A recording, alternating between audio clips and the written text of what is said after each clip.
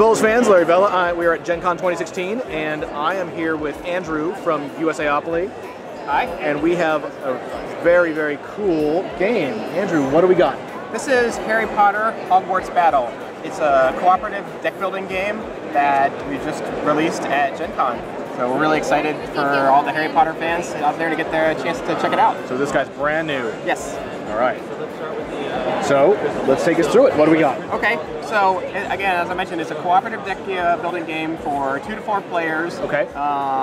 Gameplay takes generally between 30 to 45 minutes for each game. That's very fast. Okay. Yeah, it's a pretty quick game. We designed it to be very entry point friendly for fans of Harry Potter who maybe have never played a deck building game before. But then as you progress from game to game, the difficulty is going to ramp up. So kind of a nice way to on-ramp people who maybe never played a hobby or deck building game before but are huge fans of Harry Potter. Okay. So the way the game works is you play as a hero. So in this case, we have a Harry set up with a player board and his own personal deck of 10 starting cards. Okay. The objective of the players as the heroes is to defeat all the villains before they can gain control of all the locations. Okay. The way each turn works is first the villains act. They're going to reveal dark arts events that are going to put them threats in front of our heroes. This says, "He who must not be named." Ooh. Okay. Add 1 control to the location. So there are going to be a variety of events and triggers that are going to add control to the locations. When a location is full, the heroes lose control of it. Villains gain more power. Again, if villains control all the locations, heroes lose the game. Okay. Hopefully that doesn't happen. And the way you're going to prevent that is by trying to attack and defeat all the villains. Okay. Each villain has a health, and as the heroes, you're going to be able to generate attacks to try and defeat these villains. So, after the villains take their actions, reveal dark arts events, see if anything triggers. Oh, they added 1 control to the location, Harry loses 2 health. Then the hero gets to act. You get to play the cards out of your hand, and most of them are going to generate resources for you, either in the form of influence, that you're going to use to acquire new cards. So if I had 4 influence, oh, Hagrid, you're with me now. All right. He's on your team. Now I have an ally. Yep, he's an additional ally, so he has additional effects.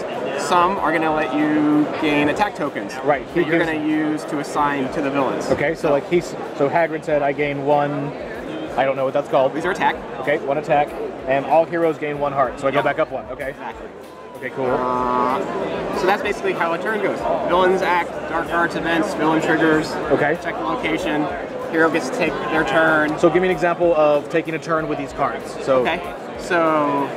Like, in a turn, is it any number of cards? I get to play 1, or how does it work? You're going to play all the cards out of your hand because at the end of your turn you can't keep anything left over. So you're going to play everything. Okay. So gain an influence, gain an influence, gain an influence, gain an influence. And you can keep track of those on the player board. So you have 4 influence here. Okay, great. And then Hedwig, if you're familiar, gives you a couple options. You could gain health, or you could gain attack. Right, and I want to attack. Exactly. So you have those 4 influence. You can attack. You can assign that here. You spend those, and acquire the ally. Cards that you acquire go to your discard pile. Okay. And then when you need to draw cards out of your deck, and it's empty, you're going to reshuffle all the cards together. So I got you. If you're familiar with any of the deck building games that have come out in the past, those mechanics are going to be very familiar to you with Harry Potter.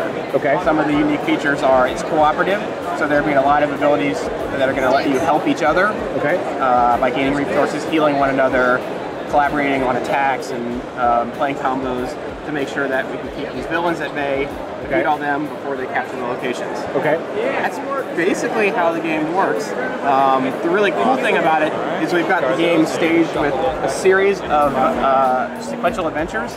So you're going to start with the Game 1 box, which includes everything you need to sort of be your first intro game. And when you win a game, you're going to progress to the next one, which is going to add new elements to everything we just looked at. You're going to get new villains to face, more dark arts events, new Hogwarts cards, new character abilities. So the game progresses as you kind of level up from game to game and keep adding more content. And then there's some other cool surprises and secrets in here to unlock. I don't want to reveal everything, but when the fans get their hand on it, I think there's going to be some stuff that they're really excited about. I'm going to guess that possibly these possibly correspond to what's going on in the books.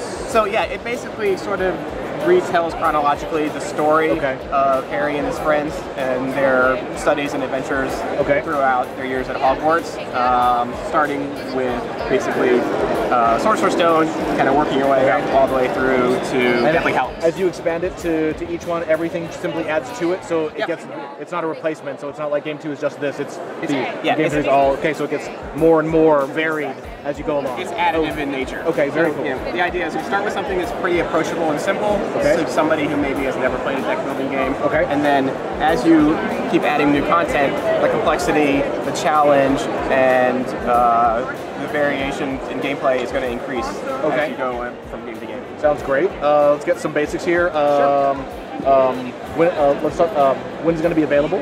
It'll be available late September at playing game stores, local hobby store, through the book channel like Barnes & Noble. So just around the corner. Yep. September. All right. Awesome. And what's the price? It's $50. Wow. Yep. That is a really good deal for a Harry Potter game. We're really excited about it. And again, you get a lot of gameplay out of it. So there's a lot to look forward to. All right. Well, thank you so much, BoLS fans, and we'll be back with more GenCon 2016.